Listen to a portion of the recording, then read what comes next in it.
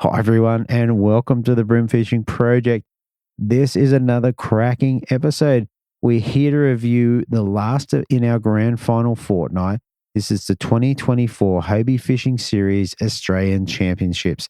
This was held in New South Wales up at Camden Haven on November 13th through to November 17th in 2024. Now, I've got to tell you, I've been waiting a while for these ones to come out. It's always better for me if I've been at the event and competed. And I definitely enjoyed hearing what the guys did when I couldn't catch as many fish. And the good thing about that is you're going to get to listen to it too. Through to Peter Cook's got an interesting story. I'm not going to tell you what it's about, but it's a good story.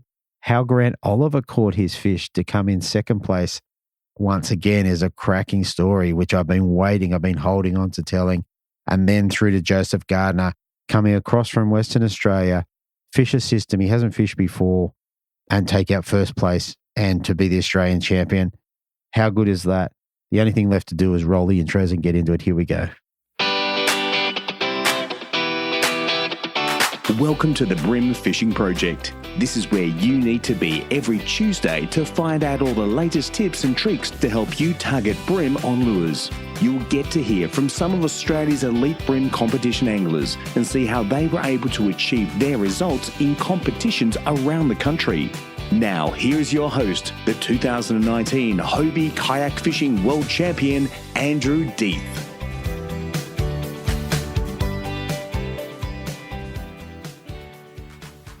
All right. Now, I know you're probably getting tired of me banging on about the collective, but I got to tell you, the Zoom meetings we've been having have been off the hook. Or I think there's been that much information from a variety of sources. I don't think there's anywhere else where you can get this sort of stuff.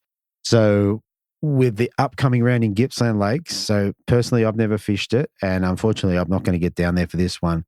However, if I was, I'd be absolutely frothing with what was discussed about the location, about the different things you can fish, the different structures, the places you can go. I just really wanted to go there. Unfortunately, I can't get there this time. But if you're going and you want to know, get some ideas about what you might do, jump onto the collective. So brimfishingproject.supercast.com. Sign yourself up. Once that comes through, I'll send you a link to the Facebook group. Once you've done it, you can go immediately onto Supercast and go back through all the Zoom meetings we've had, watch them all, or you can watch the last one and find out what's going on down at Gippsland Lakes and Bem River. Anyway, if that's something for you, jump on it and we'll see you in there. We'd love to have you along. Okay, so this one was a challenge for me. We fished the system with fast flowing current, and over the 3 days, things changed a little bit. On day one, I just couldn't work it out. Just couldn't. I got two fish. One of them was a decent fish. I think I had big brim for day one with 1.26 for two. Day two, I had a cracking day. I caught fish on surface. So I threw a bent minnow. It's a while back now. And 1.71, caught fish all day. Unreal. Went out there on the last day, the Sunday. Now we had wind restrictions and what have you going on. And I just couldn't find them. I missed a few early. I had people drop in. A few different things happened, which is just competition fishing. Couldn't find them. Only thing I would say is I absolutely persisted right to the end. So I think with half an hour to go, I had zero fish in the well, none. Anyway, I was fishing, there was some oyster covered, not so much boulders, but clumps. And I was fishing that. I'd gone back to 3 pounds straight through, 3 pound, maybe 4 pound leader. Actually, it was light. I don't remember exactly which. Throwing an old Rebel jointed lure over it. I got done by one fish, tied on another one. I went back and got a fish for, what did I get? 0.29, I think, but no donuts. So disappointed with the end result, but the persistence of staying in there and casting in there, I was so close to bringing back two fish. It's not funny. With no fish in the well half an hour before the close of day. I think that was pretty good going. All right. I'm not going to hold us up anymore. One more thing just before we get into their angle interviews. Okay, so this is one for all you fishing enthusiasts. Zeus Tackle, located at 18-1 to 15 Murray Street, Camden. This isn't just another tackle shop. It's your essential hub for all things fishing. At Zeus Tackle, they are driven by a passion to ensure that you have the best experience on the water no matter whether you're chasing freshwater bass or battling saltwater giants. Their store offers not only top-notch gear, but also expert advice and support to help both newcomers and seasoned anglers excel in their fishing pursuits. From premium tips to hands-on guidance, their goal is to enhance your fishing game in every possible way. So mark your calendars, get your calendar out, mark it March 21, 2025 for the grand opening day. So there'll be a few sausages there apparently, and you can have a great time checking out all the new stock. So stay tuned on social media for all updates and some special surprises they have in store. Follow at Zeus Tackle and on Instagram at zeustackle.com.au. Remember, at Zeus Tackle, every cast counts, and we're here to ensure that you cast with confidence. Visit them at 18-1 to 15 Murray Street, Camden, and gear up for the best fishing trips of your life. Okay, so first up in third place, we have an angler dropping a 2.04 for his three fish, backing it up on the Saturday with 1.9 for his three fish, and on the Sunday bringing in 1.47, giving him a total of 9 fish for 5.41 kilos. I've got Poiter Cook. Welcome back to the show, mate. How you going, mate? Mate, I'm good. And just while we're here, I want to say hello to Marley because she's in the background there. Yeah, she's in the background. She's hiding from the camera. Fair enough. Mate, cracking result from you. What I found to be a tough weekend, but you've done really well. You must be really happy. Yeah, I am. I'm definitely happy. Yeah, and look, I think we've got a good story to tell here. You've got your own lures that you've been making. You've done the blade thing, and then you've gone to plastics, and it seems to work quite well for you. Yeah, well, everyone thinks I just fish deep, so I thought I better do something that fishes shallow as well. So that's it. Just prove you're a well-rounded angler, mate. Yeah, try to. Fair enough. All right, mate. There's heaps to get through, so let's get into Thursday. So Thursday was the day of pre-fish. We had just a little bit of wind, but a bit of rain. Yeah, tell us about your day. My day wasn't that eventful. I went up to the Queens Lake, and honestly, it was all about finding other spots. I had a result there last year's event. I came 5th, and I was just looking for backup spots. I kind of knew that it wouldn't have any area that could probably last the 3 days total, unless it was up the front or something like that. But yeah, so I went and basically just fished flats in these areas which I thought that maybe people might skip over, but also might have a key fish or whatever it is. So what were you looking for? Well, just an area that I might be able to get a couple of fish here and there, or if I'm struggling, I can try and get a fish. But it was all shallow water. It looked like it was like broken ground from using maps and that to see it. But I literally caught 4 brim that day, and like 2 might have been legal, if that. Right. Okay. Yeah, so. But I wasn't too worried. Like I said before, I had other areas I wanted to hit. And then, just sort of, I wasn't too worried. Okay, but so what conclusions did you draw from pre-fish day? Not the fish there. It's one of those places I didn't want to go there during a comp and waste 2 hours fishing it for nothing. Sure. You know what I mean? Like, I don't want to, rather than sort of curiosity getting to me, I wanted to, and I knew other areas where there should be fish, just to get it out of my mind and have it, knock it off as being the backup kind of thing. So yeah, sure. Okay, let's go around to the Friday, which was day 1. Yeah, tell us how Friday went for you. Friday, I started off working my way up to the area. So on the first day, I finished off fishing around the edges up the back lake. But I worked my way up there. I was sort of fishing some flats and some little drop-offs and that. I got a couple of fish early, but only small, like not ones you obviously want in your bag, but ones that were close to being undersized. But anyway, so I went over to, probably like an hour after fishing the flats, went over to the edge and started catching some fish, nothing big. And this is where my lure comes into it. Before that, I was just fishing gulp shrimp, casting at the edges and that. And I said I was losing tails off them and all that stuff. And I'm like, no, I need to do something different. So I tied on one of my little plastics, and literally like 2 casts in, I got to upgrade. Tell me about your plastic. Can you, given it's a podcast, can you describe it and then also tell us what colour you're throwing? Okay, well, I had 4 different colours I was throwing, and they all kind of worked. Mm-hmm. I know it's like a minnow style bait. Looks like like a fish from the side, but from the top it kind of looks like a shrimp or a prawn. A fatter body. So say, for instance, I'd probably cast this thing on the same jig head 3 or 4 meters further than I would a shrimp. Has a bit of extra casting weight, and that might have helped too. I might have been a little bit further off the edge to be able to not spook them in that. But yeah, it's kind of like I had this thing. So I know a lot of people use sprats. I'm not a real big sprat person. I like my shrimp and that, but I wanted like something in between it. So like they're both lures that don't have their own action kind of thing. I want something a little bit bigger than a shrimp. This thing has like a tight action. So I'll send you a video later on. It's not like a big sweeping sort of action. It has like a nice roll and a tail flutters kind of thing. So that something that's sort of in between like a boot tail and like a normal sort of shrimp. There's something that can sort of glide on a light head, and then when you rip it, it'll move. So Yeah. And look, what I liked about the shape, it's got like a sort of fatter body, runs down to a thinner tail section, or just before the tail itself, and then the tail is quite unique in its shape, and it probably does kick quite well. Yeah. Well, I don't want to try and copy anyone else. I want to try and do something different. Yeah. Like I said, I never expected it to work. I just curious mind. Like you probably think about different lures that might be cool, and I was just able to sort of try one out, and it worked. So yeah. And what sort of weight jig and size hook were you running in it?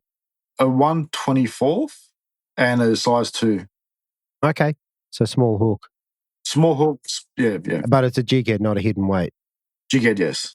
Okay, and typically if you're casting, tell us how a cast went. If you cast into the bank, what are you trying to achieve? So on the first day on the bank I was fishing, there was like a rocky edge that had like weed hard up against it. And I was trying to hit just on the edge of the weed, so where it was meeting the wasp name.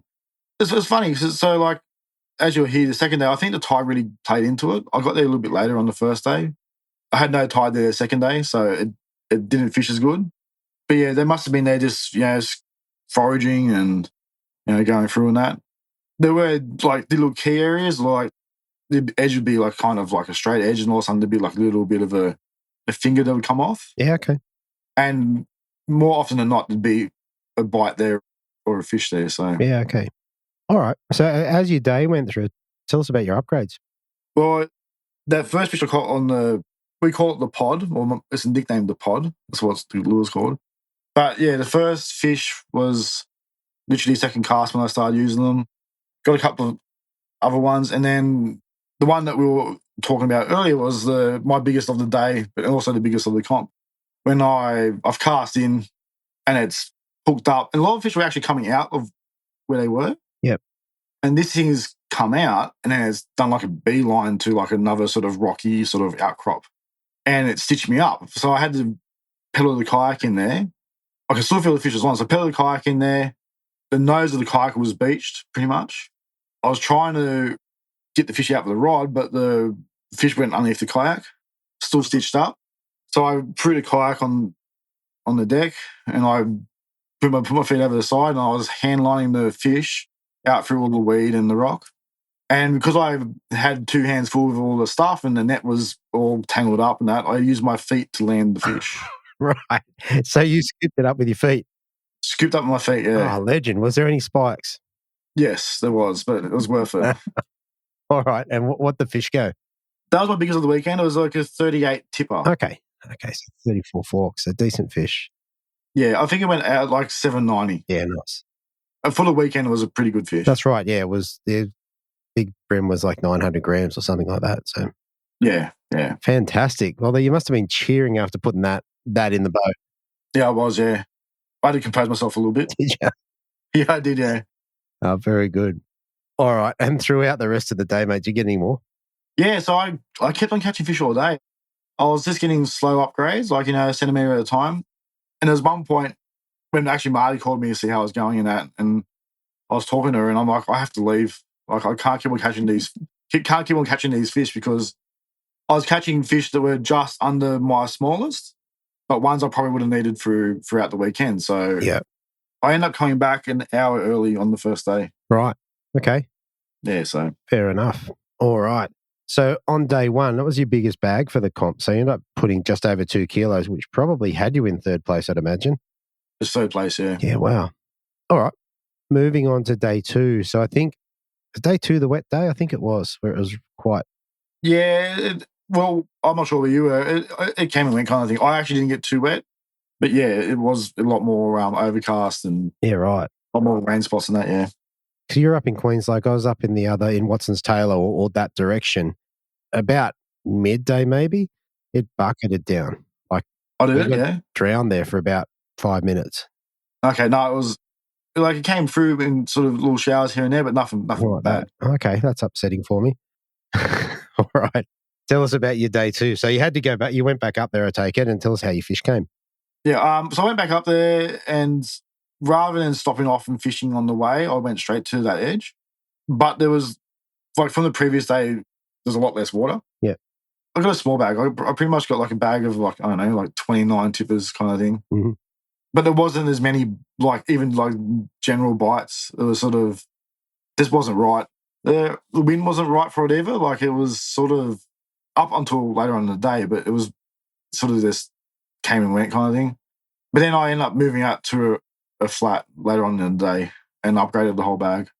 Okay. Well, tell us about that. Like if you're fishing the flat, once again, how are you fishing your lure? Kind of like it's hard to say like a squid jig, but not like a typical. I'm more of an aggressive fisher when I'm fishing flats. I normally sort of like do like a double hop rip. But these ones I was doing like a 2 or 3 flicks with the one in the reel at the same time. Okay. Interesting. And basically it felt like the lure hit the bottom and they pick it up and just take off. Right. If you're winding with that lure and doing double flicks, so it's swimming along and then it's jumping more or less. Yeah, like kind of like I think like a shrimp would do. Yeah, okay. Yeah, very cool. Very cool. And in terms of size of fish, you had a slightly smaller bag, still a good bag of 1.9. Mm-hmm. Was there any standouts in that? The biggest fish came with like probably an hour to go. Mm. Probably the standout. My last upgrade was probably the standout. This thing like hit the lure like you wouldn't believe it, rocketed out, like it came out of the water. Yeah. And it just played up the whole time. It went like it was like twice its size. Yeah, right. Even in the kayak, just trying to handle it, it was like tensing up and it was like angry. In the live well, was hitting the side of the live well. It was like, it's an arsehole fish, you know what I mean? So, right. But it definitely like, yeah, that was the one that sort of like, this is a good bag. So yeah, very good. Very good. And throughout the day, did you drop any? Drop any that you think would have made a difference? Probably, yeah, but I've been having a lot of dramas with dropping fish recently, like last few comps. I've changed jig heads. So there might be a confidence thing, but it's felt like I've hooked a lot more fish and kept them on. So okay. And can you tell us what you changed to? I changed to the nitros. Right. Okay. Yeah. Interesting. Yeah. So I won't mention the other ones, but like, yeah, it might be a confidence thing, but I've literally like comps gone past. I've pulled hooks on fish that have mattered, you know what I mean? Like in Foster, I was actually using the same lures in Foster. Yeah. Okay. Yeah. I remember you saying. Yeah. So, and Barracuda too. And both comps I've pulled hooks on fish where I should have, like halfway through the fight. It was really odd. So yeah. Okay. Okay. I mean, to me, off the top of my head, it sounds like not the hooks weren't penetrating it. Like whatever you were using before wasn't quite penetrating. Yeah. Well, that's what I felt. Yeah. Yeah. Okay. All right. So then you came back. You had 1.81, which was another one of the standout bags for the comp. Where were you overnight? Second place. Second place. Well, there you go. Leading overnight, you're in second place. Mm-hmm. Tell us, what are you thinking overnight? What's your game plan going into game day Sunday with an early start and wind coming? Well, I was very happy that the lakes were open. And I think for like in fairness of the comp was good for everyone to sort of fish where they wanted to. Yeah. Like I can fish fast water. I hadn't spent any time in there. Like I thought I could get a bag, but I knew I'd be more confident in fishing the lake. But no, I wasn't really nervous. Like I don't kind of get nervous. I'm pretty composed. Yeah. You know, like there might have been a little bit nerves there. No, not really at all, actually. I mean, you've been doing it a long time, not your first comp, so. No, it's definitely not, no. Fair enough. All right, and did Marley have any advice for you overnight? Well, if all else fails, use her grubs. Right, okay. Yeah, so her minnow grubs is her favourite lure, so. All right, tell us about your day, mate. So we started at 6 o'clock. The wind was already into us a little bit, and you would have been pedaling against the current, I'd imagine. Against current, against the wind. Yeah, it was. Obviously, I was pretty hyped up in that. We knew we had pretty much 4 hours to catch fish, or 4.5 hours with the way the getting out to where I was, but also being able to get back in time. Yeah. And the way I looked at it was one fish an hour. That's all I needed, you know what I mean? Mm. But where I fished on the flats the previous day, I assumed there wasn't enough water on it. Just wasn't getting the bites and that, so I had to move. So I pretty much fished 3 spots the whole weekend, and a different spot every day. Right. Okay. But once I moved to another spot, I hooked I caught all the same size fish that day. I probably caught 5 or 6 legals, but my first 3 were all the same size, like 33 kind of tip. Okay. And they stayed in the bag the whole time. Yeah, so just basically just fishing a flat that I hadn't fished it. I just went there because it looked good, Mm-hmm. the right kind of depth, and every hour I got a fish, and then, okay. It was good. And same sort of retrieve where you sort of cast it out, wind it, and flick it at the same time? Yeah. All right. So this is what I'm seeing. So you've got sort of 1/24 size 2 in your own lures. What sort of leaders were you running for the weekend? All 4-pound leaders. 4 pound. Okay, and you had a special brand I know that you're pretty happy with. Yeah, the Harris Fighter, whatever it is, the one that you don't like. Yeah, the one that Morgo likes. Yes. So I've done a comp this is years ago with my sister, and it was like almost a kilo fish. It was probably about 900 grams, and it stitched me up between 3 poles. Right. I got it out, and while I've sort of backed it off out into the sort of deeper water, I could feel something hitting it. Yeah. And it was like literally like a 90 centimeter kingfish hitting the brim. Right.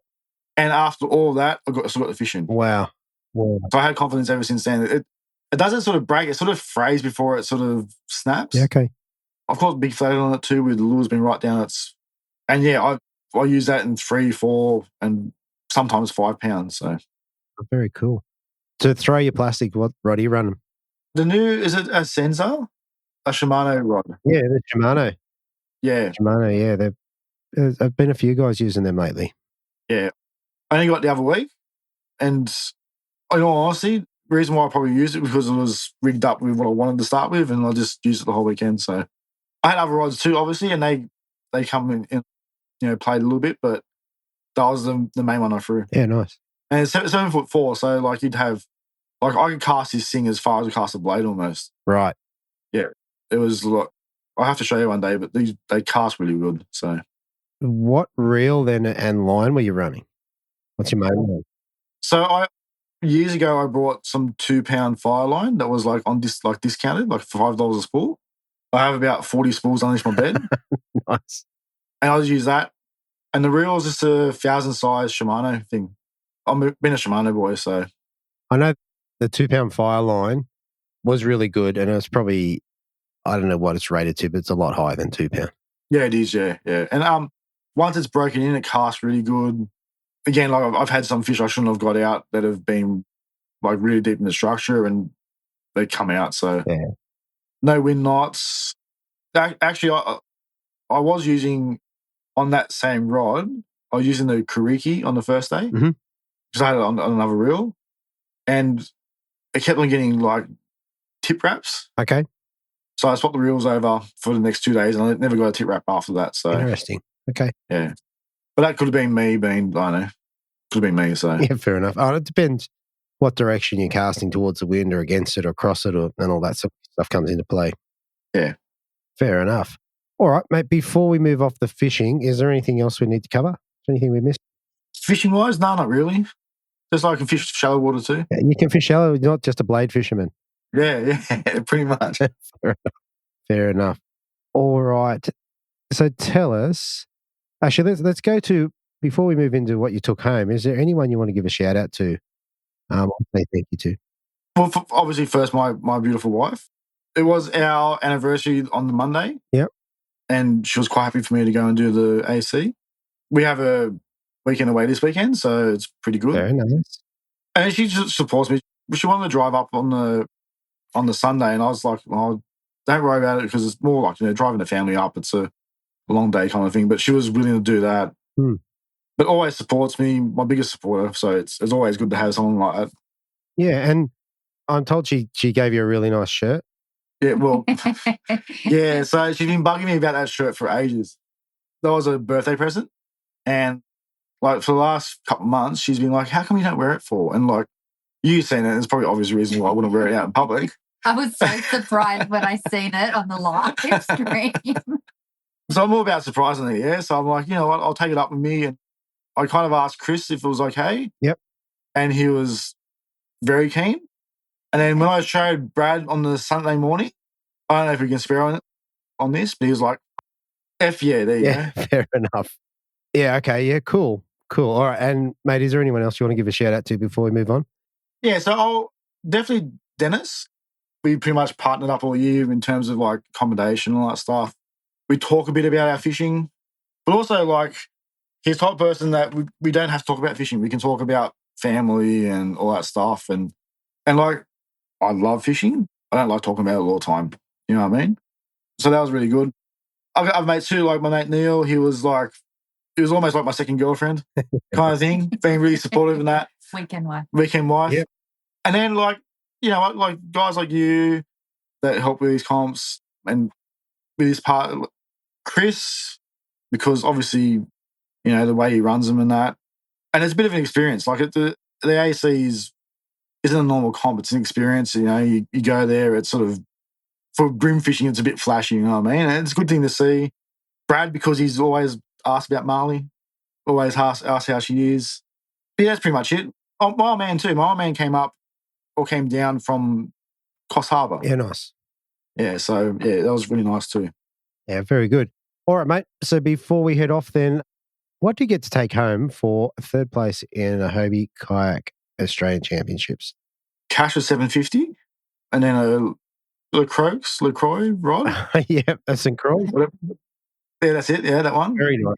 And then a bag of goodies. So like a normal sort of bag, but there's supercharged. It has a lot more stuff in it and seemed to be better quality stuff too. So yeah, it's really nice. The kids loved it. Yeah, nice. All right, mate. So the last thing, look, first of all, I want to say thank you and thank you to Marley for coming on. Are we a chance of seeing you guys at BEM? Yes, hopefully. Yes. Fantastic. You look ecstatic. Yeah, BEM's going to be massive. We want about 1,000 people there, so the pub can't cope.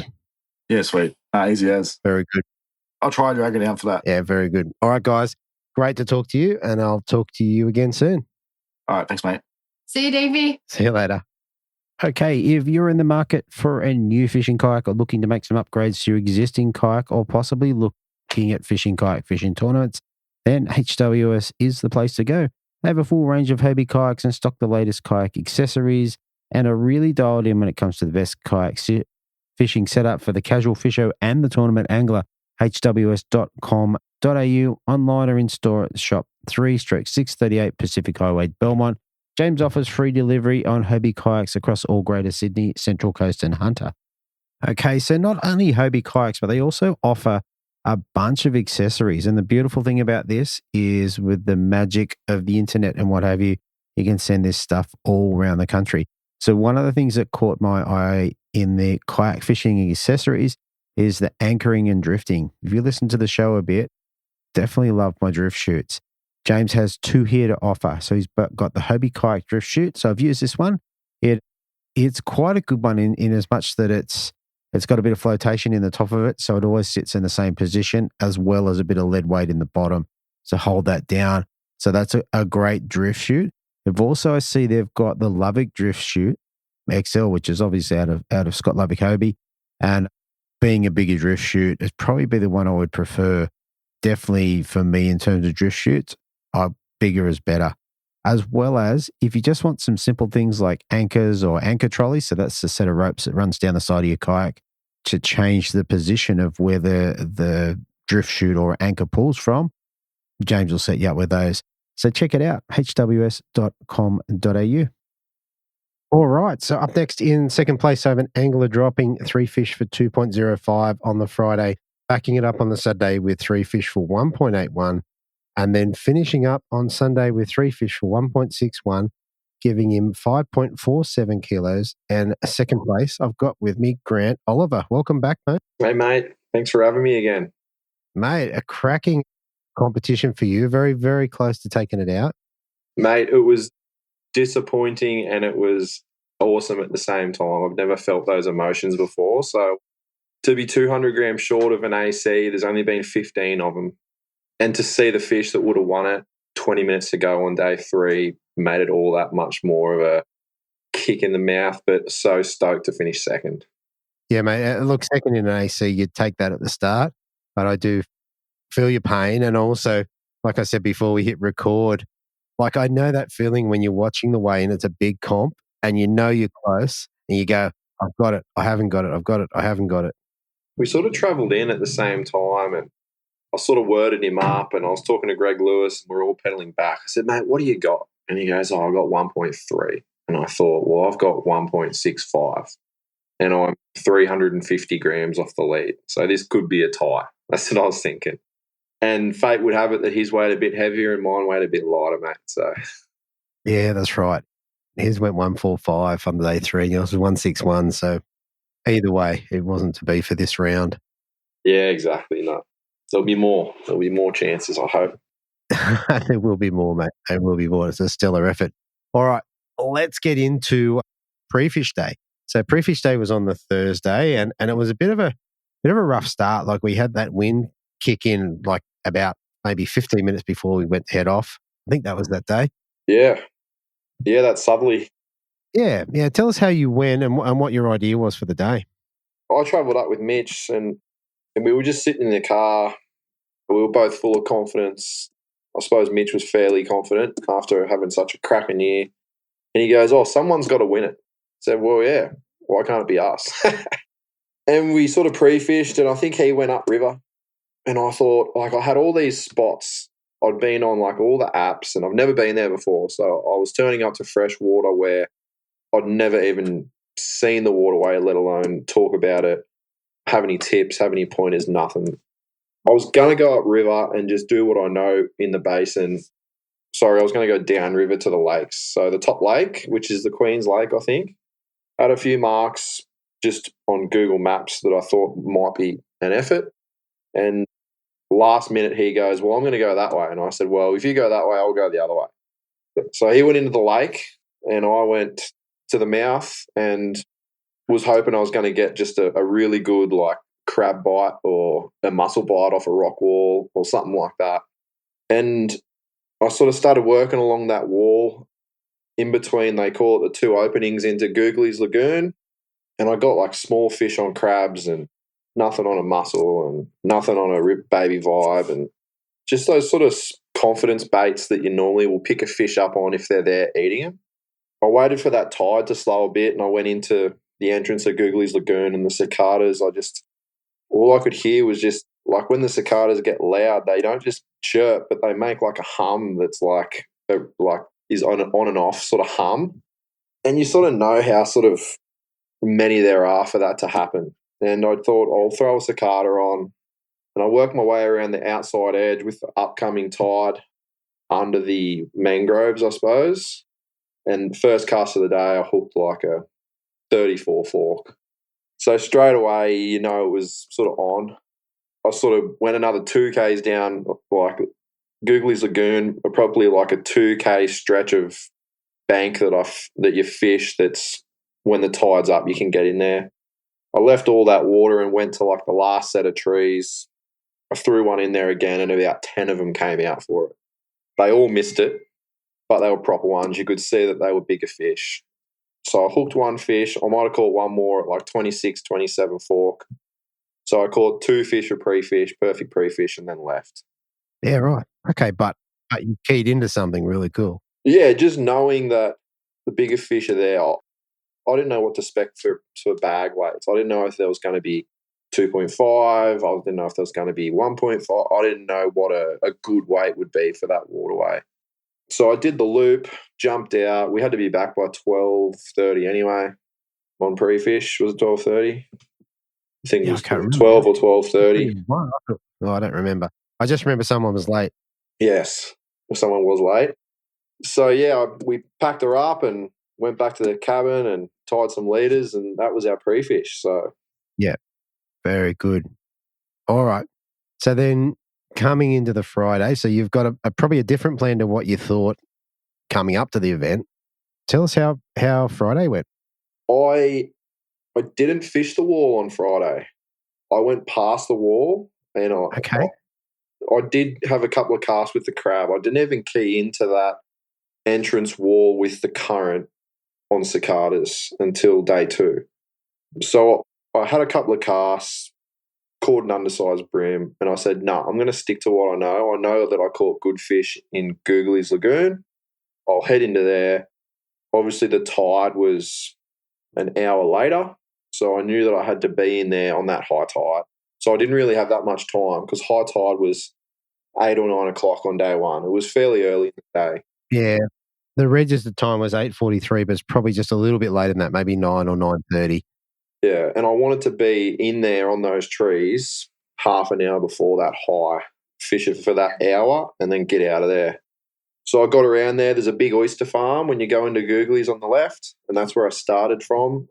And by 8:18, I had a bag of 29 forks on cicadas. Really? Yeah, so it was sort of like, okay, I've got my bag. I'm relaxed. Let's just go fishing. I found the Tiemco soft shell cicada, probably the cicada the best of the 3 that I used. I used a chase bait one, which was a plastic body, but it was hollow. And I used the Siglet in the baby cicada and the bigger cicada too. So there's a couple of different sizes there. Yeah, so that's the mega. Yeah. I upgraded trebles on all of them. I went to a bigger treble on the baby cicada, and I went to a smaller treble on the bigger cicada, which was in the Siglet. They come with a double hook. I actually replaced that with a split ring and like a number 12 treble. Okay. Yeah, and they sort of climbed all over it until that tide change happened, and they sort of sucked out of the mangroves. And I had to wait for the tide a bit then for them to sort of fill in under the racks as the tide ran out. I was throwing it all around in the mangroves and got nothing. So I thought, right, well, the tide's running out fairly hard, and it does pump there, and you do get a fair bit of current in there. Have you been in there, mate? Or I went in there for pre-fish last year, but I wouldn't say that I know the area very well. So yeah, just sort of in the sort of main channel of it, I suppose, where there's a little rock wall at like 3 meters in depth. It really runs, not like the entrance, but it does run there quite a bit. And the fish sort of funnel off the mangroves and into that hole. yeah. I started catching them straight away when it came out of the mangrove under the rack. There was about a 2 meter window there where you could throw the cicada into the last bit of the mangroves and come out, and they were eating it there. Okay. What sort of numbers do you get? Well, day 1, I probably caught 20 legal fish. Wow. So Good day. Yeah. I didn't have the intention to go in there on day 2. I thought I'd fished it too hard on day 1. I was going to do something totally different on day 2. But I had that bite window for that last half an hour where I caught 2 33 forks on a cicada and had a 32 fork in the bag. And those fish came within 10 minutes. So those 29 forks got upgraded. And then, I put a 32 fork in and 2 33s. So I fished the run-out tide, and then I threw a crab on that wall where then there was no more water up in the mangroves. I had to be on that wall. And I hooked that bigger fish of the day on a crab, the 34 fork, to finish my first day off. Wow. So, I mean, just in terms of fishing, if you take yourself out of the competition setup, sounds like a great day. Oh, mate, it was just one of those days where in day 1, every fish that I hooked that was a big fish, I got to the net. Yeah, nice. Nice. It didn't happen on day 2 for me like that, but day 1 was one of those days where the bigger fish just swam out, shaking their head straight into the net. So it was really, really cool. Yeah, right. And how heavy a gear were you running to extract the fish? I was running, it wasn't that oystery under the mangroves. Only until I got to the wall was it oystery. So I was fairly confident to run like a 4 pound. Wow. Yeah. I recently changed, I was using straight through on a stiffer rod. Okay. Just for the fact that I was throwing it so far under the mangroves that if they were coming out of that sort of second drop, they would see the braid. Yep. So I was 5, 6, 7 meters under there. So the braid would lay down right where those fish would come out of the drop and eat the cicada. So I ran a straight through. I recently changed to an Australian-made company, and I'm sure you've heard of it. Have you Platypus? Yeah, yeah. They make a cracking, they call it a mono, but it is so clear in the water, and it was so good to me as well. Like I didn't lose a fish on it for nearly 3 days. It was really, really good. So I'm converted back to that platypus sort of mono until I sort of like something else, but it was really, really good. Okay. And what sort of properties has it got? Is it very stretchy? Does it float? It floats, but it's so clear on the spool. It looks like it looks like leader when it's wet. You know how it goes clear? Yeah. It has that colour when it's dry. It was so clear in the water. I don't know if that was the difference or not, but it was really, really good. Yeah, well, a couple of things. It is a point of difference if you're throwing straight through, and 4 pound with a bit of stretch, you've got a bit of give as well. So yeah, exactly. The other thing I was going to ask, so with your cicadas, so your idea was to pitch them as far back up under the mangrove trees as you could. Then what happened? Generally speaking, if I'm bass fishing, I leave it there for a minute if I want. You know, you can leave it there for a minute and the bass will sort of sit under it and then decide to hit it. But these brims sort of, I would let it hit the water and instantly I would roll it about a metre and then I would pause it 20 seconds and by then it'd be eaten. Yeah, so if anyone's fished a cicada before, they get that really nice wobble to them, wobble it for a metre or so and it just sat there and they would just climb all over it. And also, look, we spoke before and you said that while you're quite comfortable chasing bass with cicadas, brim not so much. Yeah, like honestly, I've never caught a fish on a cicada before, brim. So pre-fishing day one was a huge sort of learning curve for me for brim. Heaps of bass in the Clyde River up here at home, but never caught one on a brim. But they seem a lot louder up there around the salt than what they are where my local waterway is. So okay, there must be a fair few more. And over the course of the weekend, was there any colours that you preferred? I always fish the black colour for bass. I just think it casts a really good silhouette in the water, and I just bought as many black cicadas as I could over the weekend.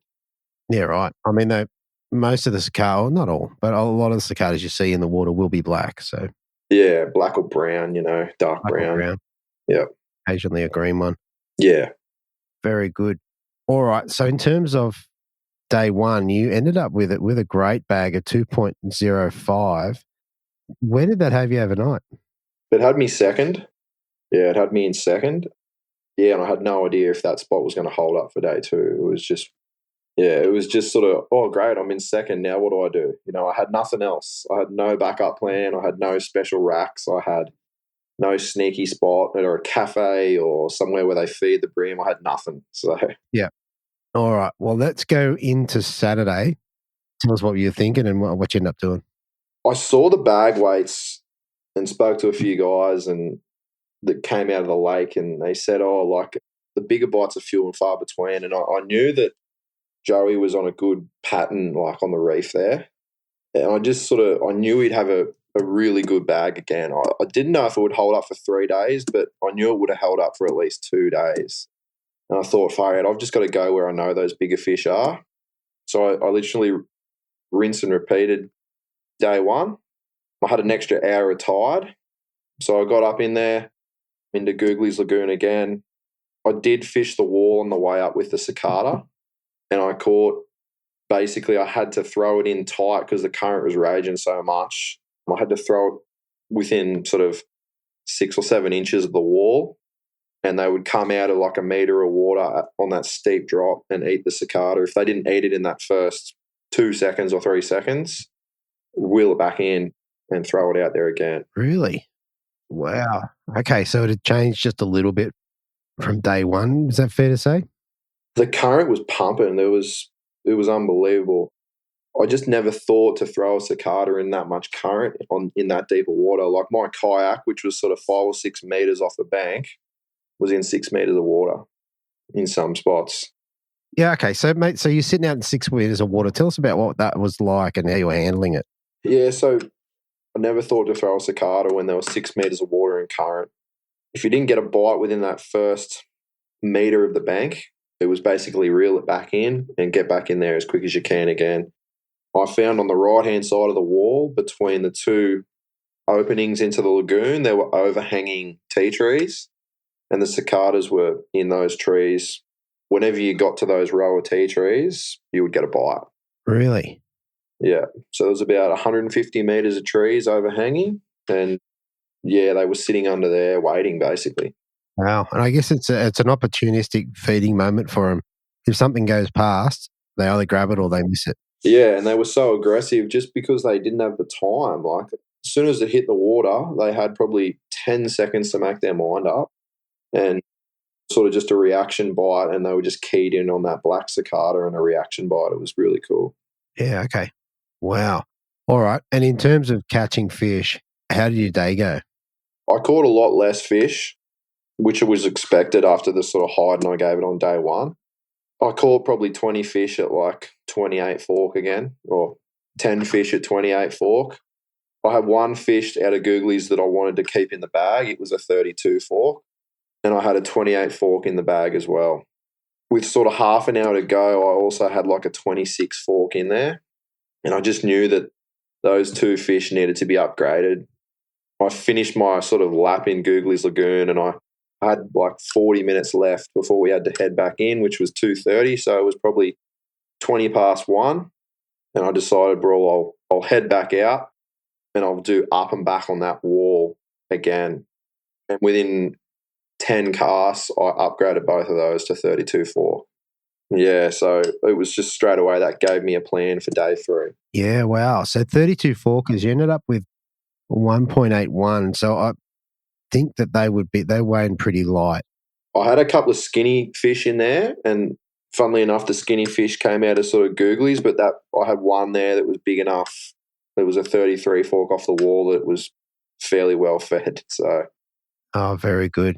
All right. So basically, from what I understand, you've basically fished cicadas again, and yeah, got all your fish on that, which is pretty amazing. yeah, it was 4 days of brim off the surface. It was pretty fun. Yeah, absolutely. Absolutely. Yeah. All right. So overnight on the Saturday night, where were you placed? So after day 1, I was second. After day 2, I was third. So I'd lost ground to both the boys. Yeah, I'd lost. So yeah, Joey extended his lead, and Pete came in with a cracking bag off the lake, I think. Yeah, he was 90 grams above you, which was just enough to get 80 grams in front overnight. Yeah, I knew that the wall would handle the. I knew straight away after the end of day 2 that there'd be enough fish on that wall to get a bag.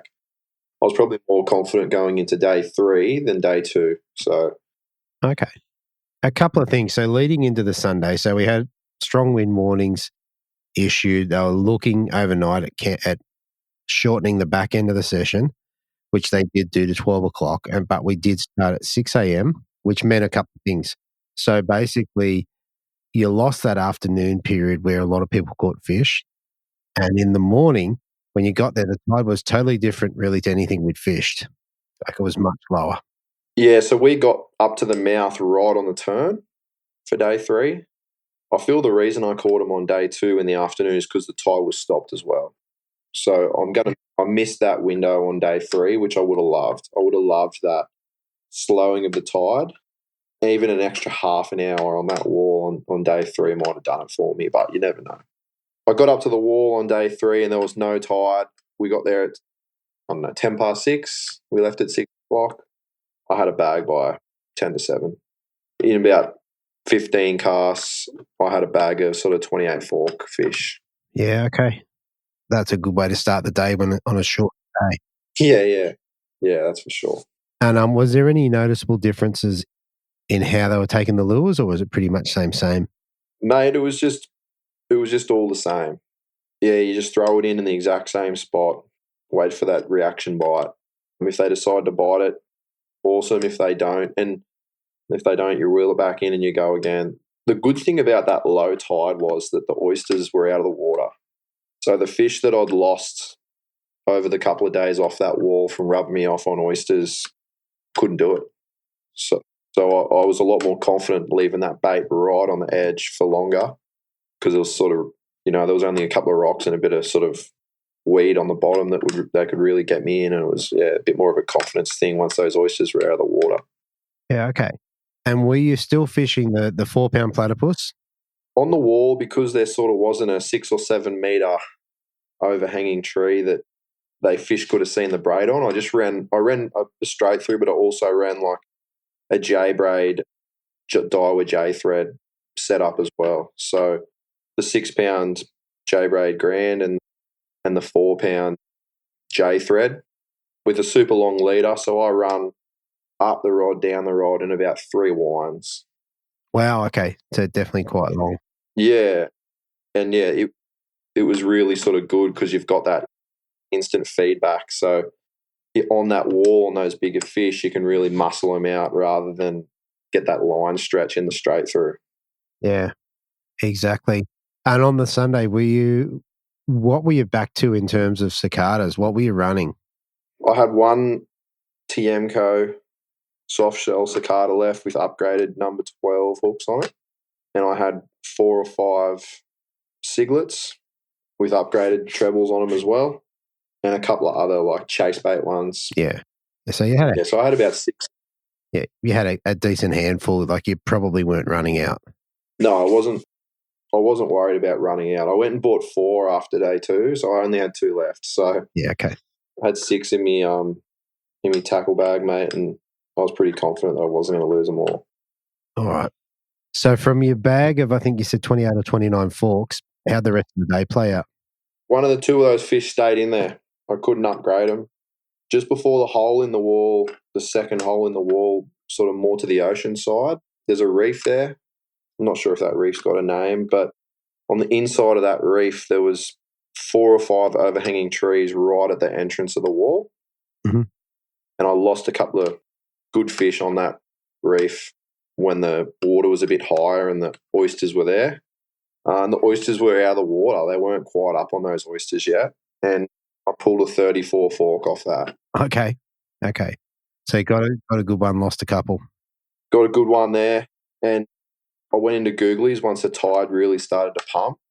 They just stopped, the bite shut down. The tide was ripping through there that much that it had shut down for me. So I wasn't getting a bite. I went up and down that wall a couple of times. I went across the other side. I tried everything to get a bite and the tide was too strong. Yep. How were your legs throughout this whole process? There's a bit of an eddy there, but every time you catch a fish, you stop pedaling, you cull another fish out, you probably lose 200 meters. So you quickly put a mark in your GPS, you get sucked down the river, and then you have to pedal all the way back. So it was just one of those things that whenever you got a chance to sit in an eddy, that's when you had a drink and fixed your live well up and culled your fish out and checked on everything. So very good. All right. And the last day, we had to be back at midday. When was sort of your last fish and how long did it take you to get back? I hooked a couple of like minor upgrades in Googlies Lagoon. Didn't really get any proper fish after that. I went out onto the wall at I think we had to be back by 12. I went out on the wall at 11:15 or it would have been 11:45, and I sat on there for half an hour. I had a proper one come out and hit it, and it didn't hook up. So that was just the fish that got away. Yeah, so I didn't even hook it or lose it. It just sort of came out, had a look underneath it, and then decided not to eat it. And that's the last fish I saw. Ouch. Never mind. So with that, I take it you scooted home back to the weigh-in? Yeah, I pedalled back. I saw Greg Lewis and Joey on the way back. I worded him up a bit. I said, mate, what do you got? I said, I'm 350 grams out. He knew exactly how much out I was too. He goes, oh, I've got 1.3. And I thought, he said 1.3 to 1.4. And I said, oh, mate, well, I might have 1.6 to 1.7. Now, I don't weigh my fish, especially in the current there. It was so hard just to keep it straight, let alone spend time weighing them and stuff. But I thought to myself, fire out, if he's got 1.3, I needed 1.66 to win. And I thought, I might have a chance. So we went back in, did the weigh-in, and the rest is history, mate. So, yep. I can't remember if I said this in the start of the interview, but I remember feeling for you, that tense moment you go, I know I'm close. It's a big comp. Yeah. I might have it. I don't think I've got it. Yes, I've got it. Yeah. It's a crazy time. Chris came up and saw me, and as soon as I jumped out of the kayak, shook me hand, said, "How'd you go?" I said, "Mate, I don't know. I just spoke to him on the water. He said he might have 1.3. I might have 1.65. And, yeah, he weighs 1.45, and straight away, probably once I heard that weight, I just knew that I didn't have it. Yeah. That's pretty hard. I'm the first loser, Morley's called it. Yeah. Second's just the first. Or the second winner, mate. Yeah. But I'm super stoked. It was a great event. Couldn't recommend it. If anyone's thinking about doing it, even those kayaks, like, I found the maneuverability of them pretty good. I could stand up in it when there's no current. It's a great entry-level kayak. I suppose if you're a bit bigger fella, maybe you probably need to go up to an Outback. But jumping in the PA, like, compared to that, it was so easy to pedal. If you've tried to pedal a PA before in the current, full of gear, batteries, it's tough. It's hard work. So I found this one fairly easy to pedal, even in all that current. So it's a great option if you do decide to get into that sort of tournament scene or even social kayaking. Yeah. I think last year a lot of the competition boats were sold outside of the tournament arena, so entry level for most people, but fully kitted out. Yeah. It was pretty cool, like that effort. 55 kayaks, sounders, pedals, power poles, wraps, packing them all up, unset. It's a huge effort. I think they left on like Monday. So That's right. Massive effort. What I do know about the setup for all the packer is that we finished at midday. They weighed in and they didn't finish dealing with the event site until 7 p.m. that night. So, yeah, like that's a huge day. Time on the water, getting up at 4 o'clock for a briefing, and then unpacking 50 kayaks into a van after a pretty big week. So hats off to all the guys at Hobie, because we wouldn't be able to do it without them, that's for sure. That's it. I mean, what was nice about that period after the comp is, although the wind kind of hurt us a little bit as anglers, it made the packing up so much cooler. If there was no wind, it would have been stifling. So even the drive home, it was good to get home. Like, I was home by 8:30, so Mitch was home by 6. I had another 2.5 hours south after Sydney. So, yeah, it was good getting home at 8:30 and not 11. That's right. How good is that? That might be a good idea to do that more often, an early start maybe on the final day of a tournament. I think on a big tournament like that, as much as the early starts, I don't like them so much, but finishing early and getting home an hour or two earlier or whatever is kind of nice. Sure. It takes the pressure off getting back to work the next day. I'm still wrecked, mate. Like, I had to teach on Monday, and yeah, that's for sure. I did paperwork today, which was great, but I'm still buggered. Yeah, that's for sure. Fair enough. All right, mate. So to wrap up a couple of things, so is there anyone else that you want to give a shout out to before we move off that?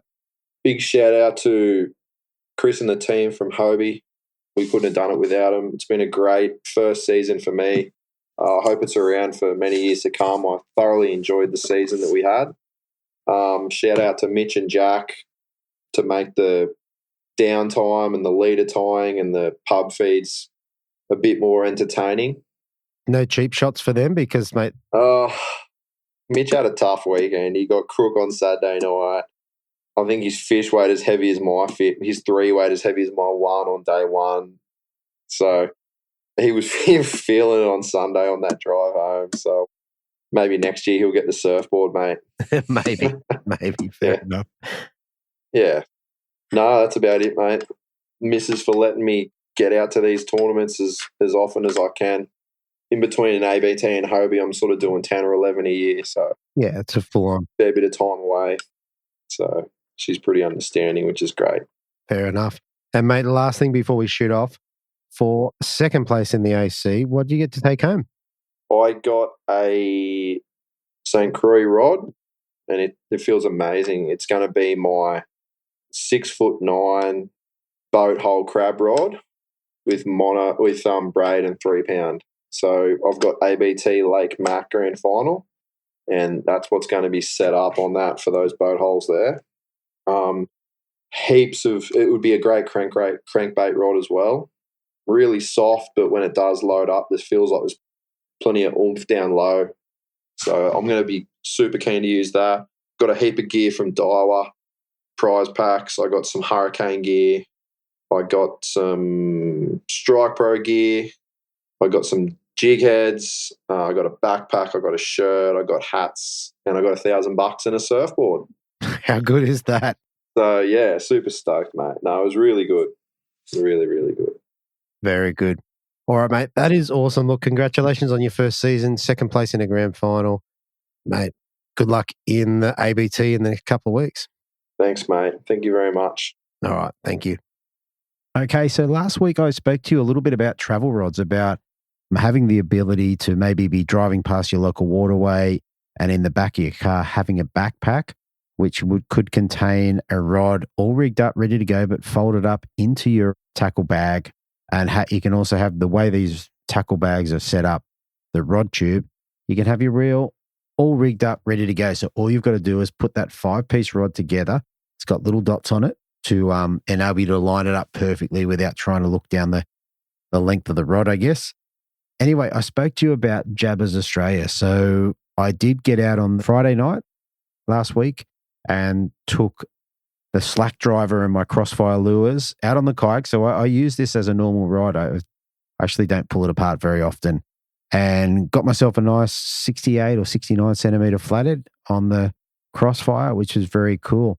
Now, the thing with Jabbers, so if you look up jabbersaustralia.com.au, so I'm actually going to have to go back. I think I actually announced the website incorrectly last week. So jabbersaustralia.com.au, they've got a bunch of things there. So it's not just travel rods. They've got a whole heap of terminal tackle. So some of the stuff includes snaps, trebles, split ring pliers, assist hooks, all the way down to brim size. So from your offshore stuff down to brim size, how good is that? And as well as a whole bunch of other tackles, from hard bodies like little crankbaits through to stick baits, metal slugs, all sorts of stuff. For anyone that's interested, if you listen to the Brim Fishing Project, you're going to like some of this stuff. What we have done for you, the guys at Jabbers, they have given us a 10% discount. So if you go in and enter promotion code BREAM, BREAM, for a short time, we're going to have 10% off your order. So definitely check it out. If it's in your mind to have a look at it, now is the time. This is going to run for a month or so and be shut off at a date yet to be determined. So if you're interested, check it out. Now, I know they've got a couple of lures that particularly interested me in the brim side of things. Hopefully, I'm going to have a couple of those for Bem River. So if you're down there, definitely come over and see me.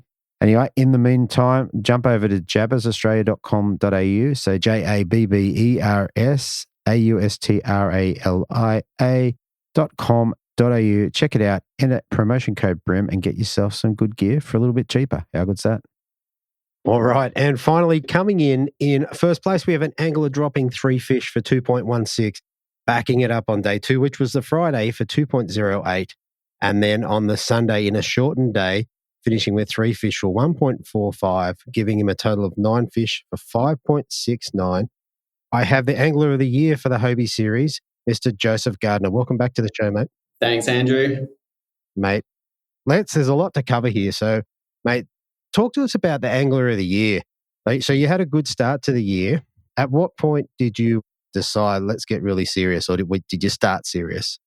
I didn't really start serious. I knew with Tassie and Chris saying that they probably weren't going to go back to Tassie too regularly, I wanted to go and do that.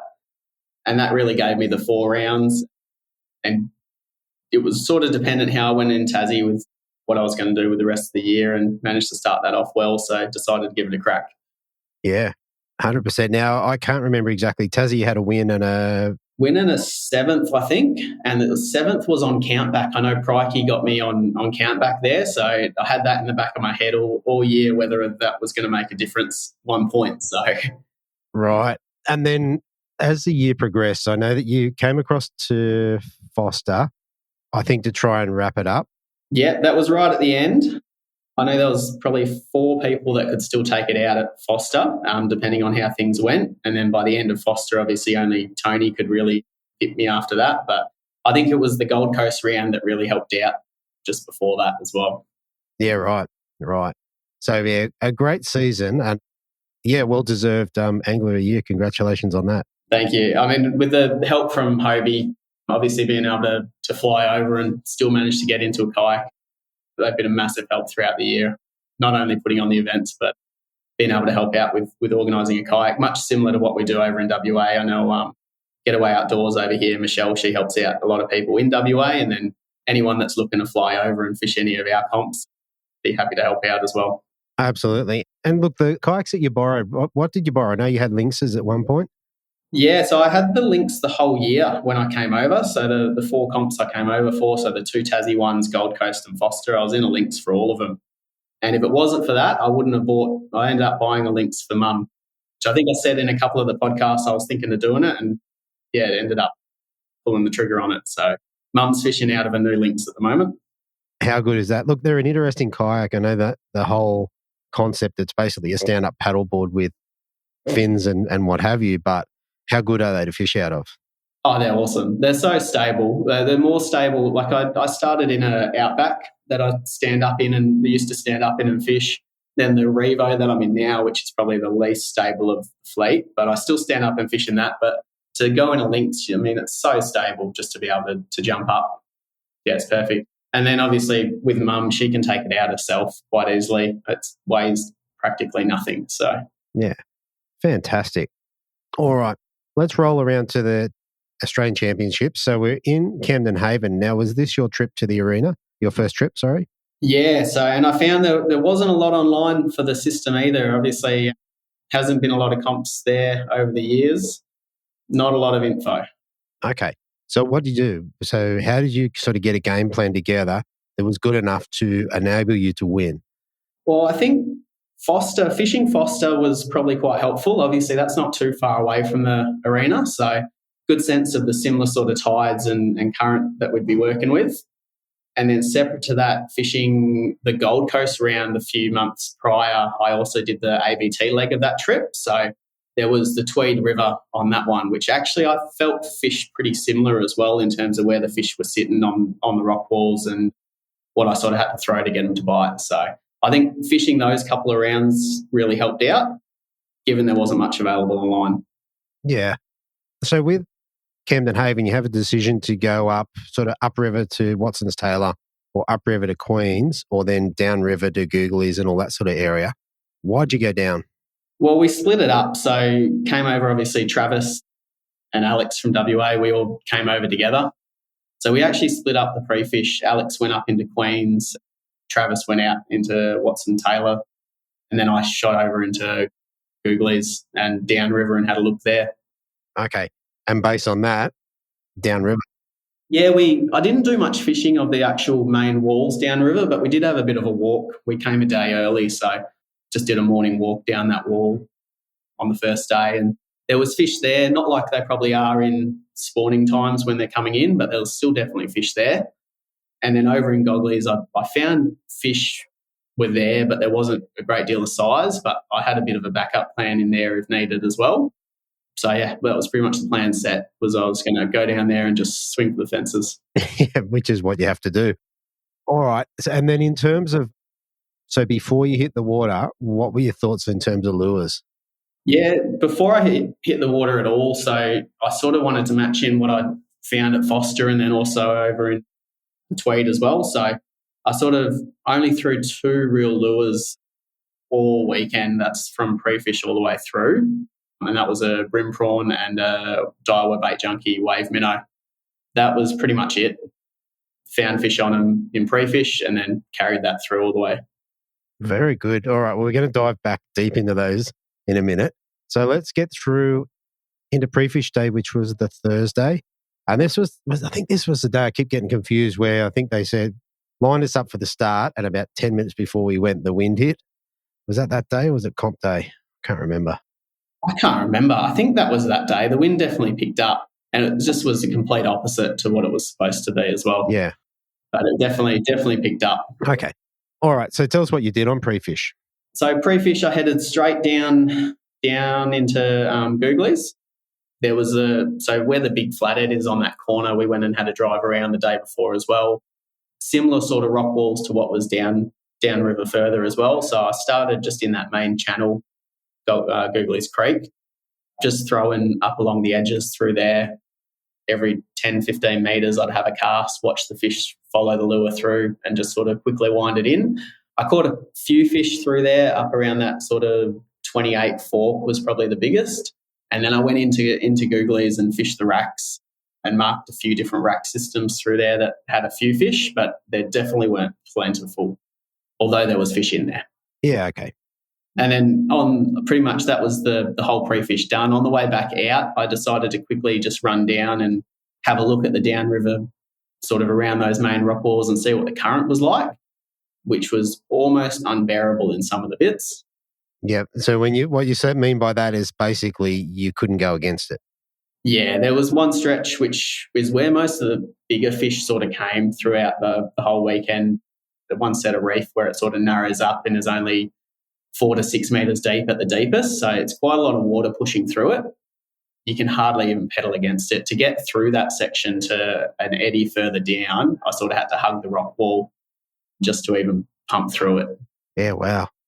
All right. So then competition day comes around. So Friday morning, we've got a bit of a different day. So tell us about how that went for you. Yeah, well, the night before that comp day, obviously Alex, Travis and I got together. We chatted about what we sort of found. I guess we all sort of found similar size fish.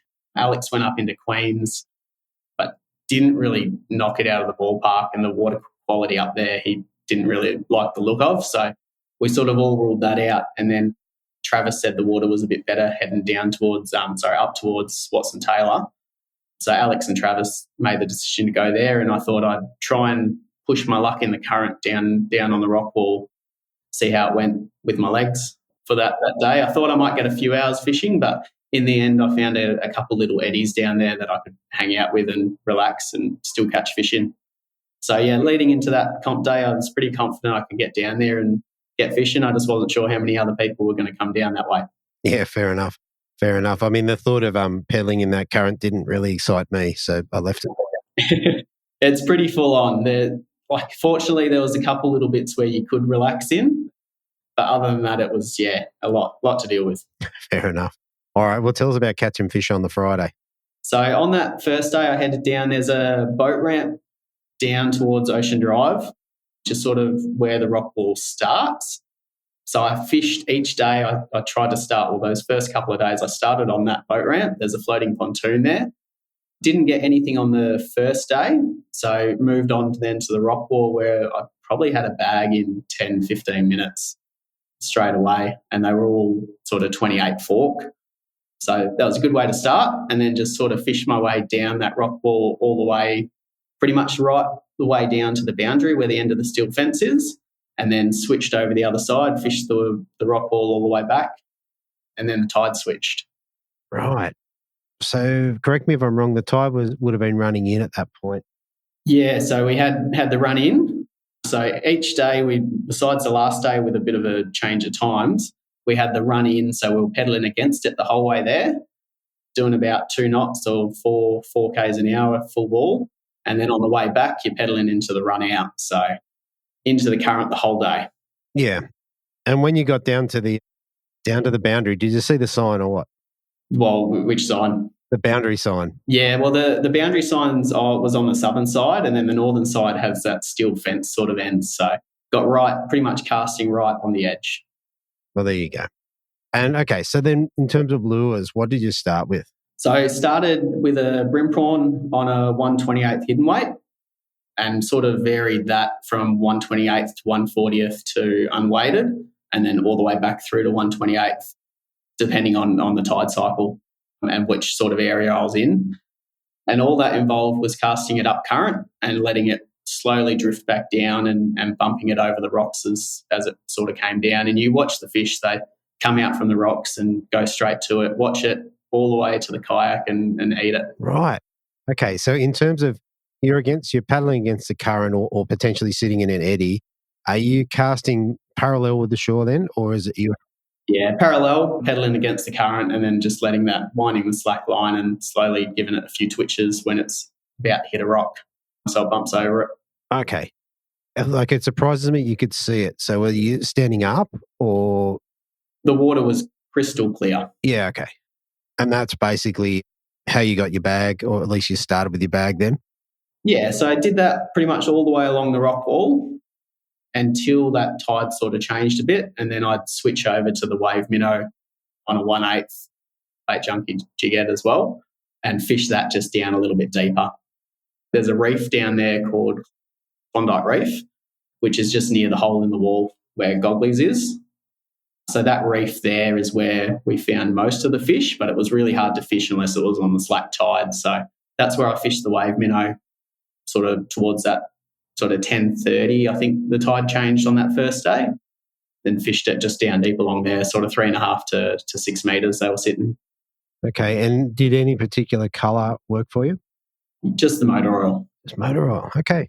Yeah, motor oil, 1/8 jig head, very stock standard, just about getting it down there. And I mean, I went through 5 packets of wave minnows over the 3 days of tournament just due to the reef and the current. Yeah, wow. Wow. So you had a lot of jig heads and a lot of plastics. Yeah, and by the end of it, not many. Very good.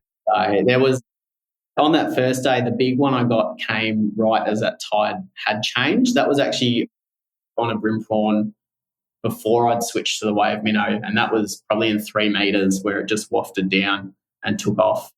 But it took off and fought harder than any yellow I've ever caught, because right on the wall opposite Klondike, there's a fish cleaning station. And there was a little, well, not little, 2.5 metre odd great nurse shark sort of just cruising along there, along the rock wall. So I think I hooked it, the shark disappeared and it went absolutely nuts. So I have a feeling it was getting a little run around. A little bit of a touch up. Yeah. And every day I saw the same couple of sharks down there. I was just cruising along the rock wall, jumping out of the water. Wow. Well, that's fun. Yeah. Yeah. Very cool. Oh, there you go. And in terms of day one, the Friday, did you lose any fish? Did you drop any that you gone, oh, I needed that? I did lose. There was one early on that looked like maybe like a 34, 35 forker up in about a foot of water right up along the rock wall, where it hit it, jumped out of the water and just spat it. That probably would have been the only one all week that I've really lost that would have made a difference, I think. Yeah, okay. Very cool. Well, it was enough to bring you back in with 2.16, which was big bag for the day and potentially big bag for the comp. Yeah, I think it would have been. I think day 2 was similar, biggest big bag for day 2 as well. Yeah, definitely. All right, well, let's roll into day 2. Tell us how day 2 went, and was it much different for you than day 1? It probably happened sooner on day 2. So I went and did the same run, thought that not many people came down there on the first day because of the run. And anyone that did come down left pretty quickly because of the run. So it didn't get a lot of pressure through that whole day. So I thought out of everywhere, that's the spot that's going to replenish quickly. It's got the sea run coming in and out. Fish replenish through that all the time. So I figured I'd do the same run, see how it goes, see if there's similar sort of fish there, keeping in mind that the tide would be an hour or so later than the day before, which pushed that bite window out to, we didn't get a real big bite window until 11, 11:15 on that day. So I did the same run, went straight to that North Haven boat ramp. First cast up along there, I got a 28 fork, followed by my next 2 casts on the rock wall was a 31 fork and a 34 fork. So 3 casts, 3 fish. Yeah, and 3 decent fish. Yeah, so that was day 2, nerves completely gone. I felt really good from there and then just slowly upgraded throughout the day. Yeah, and I was going to say, you got 2.08, but what you just described to me was not a bad bag. Like it might have been 1.8 or something like that. It would have been, 1.7 to 1.9, somewhere between there. That one thing I did find with the yellows down there, there was a big variance in the weight compared to their size. Like I had 28 forks that were very similar in weight to a 30 or 31 fork. So I had the balance beam out most of the day just trying to get that right. Very good. And like you said, same sort of pattern. So you started with with the brim prawns just up against the rock wall.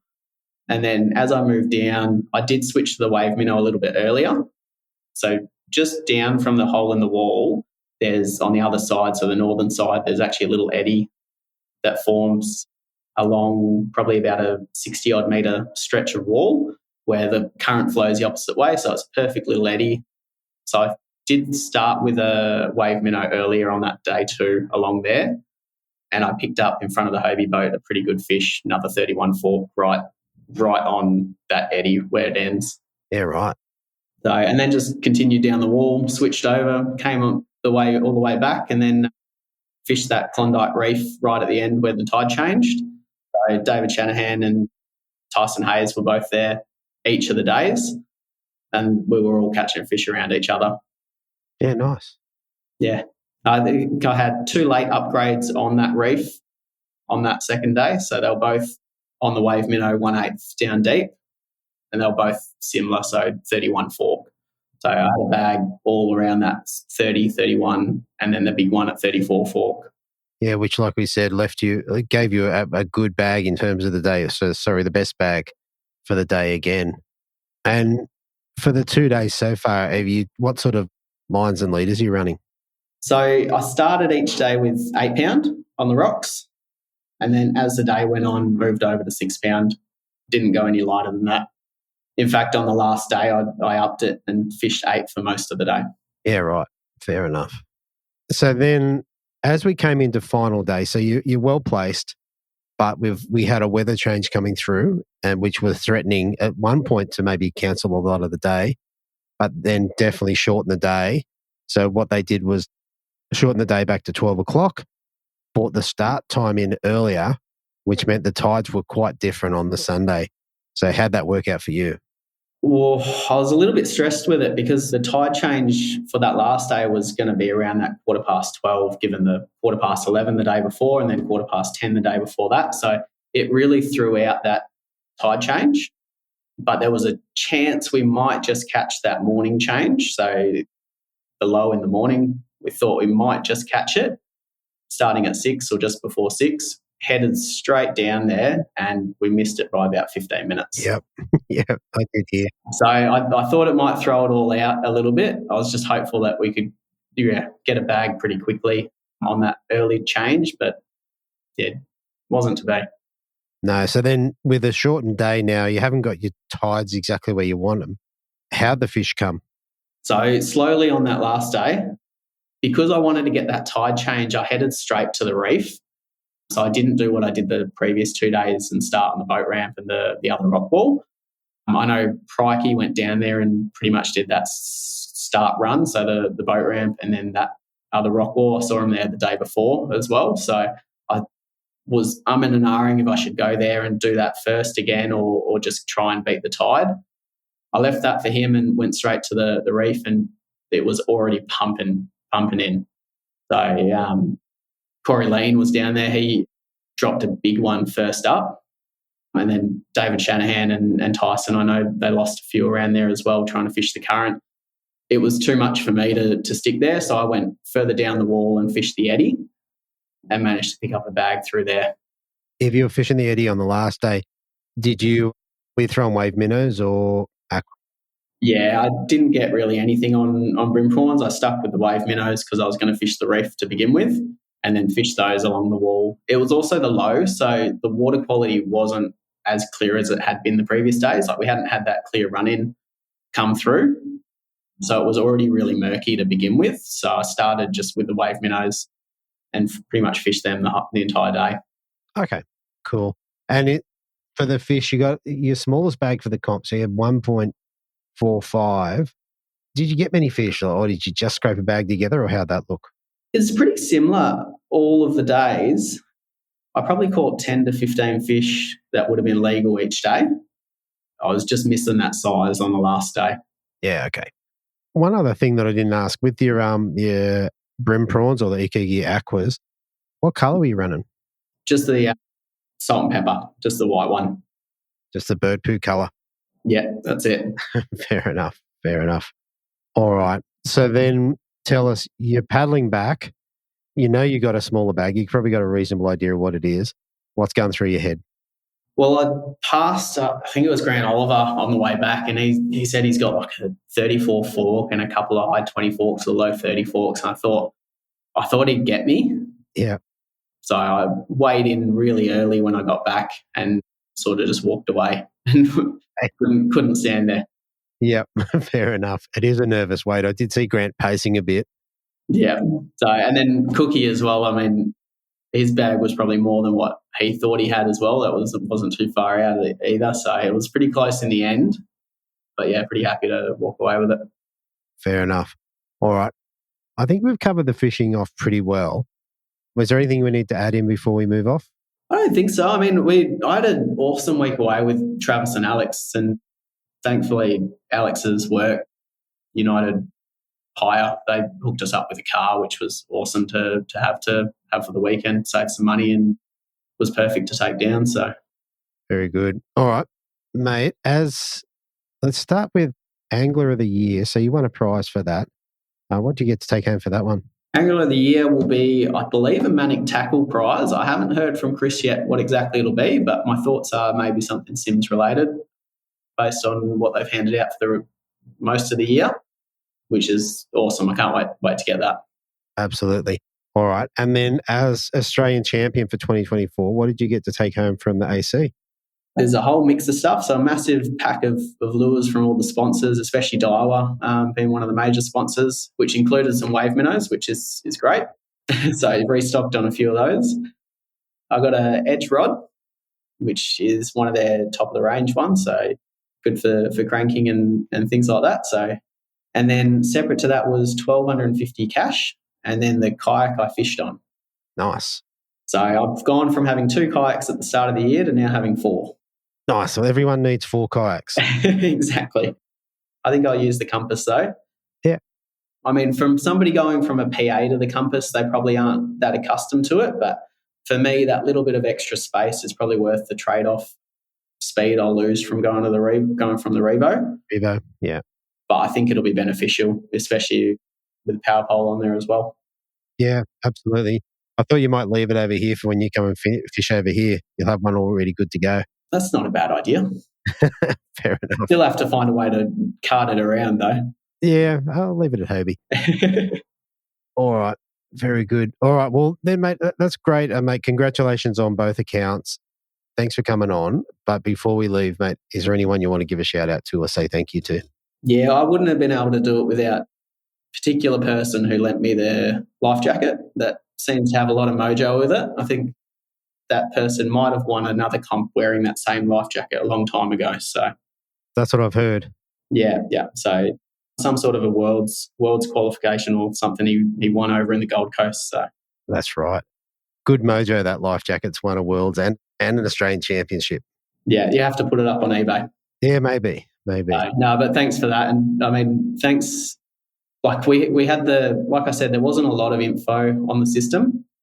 There was the interview you did from the round last year, I think it was.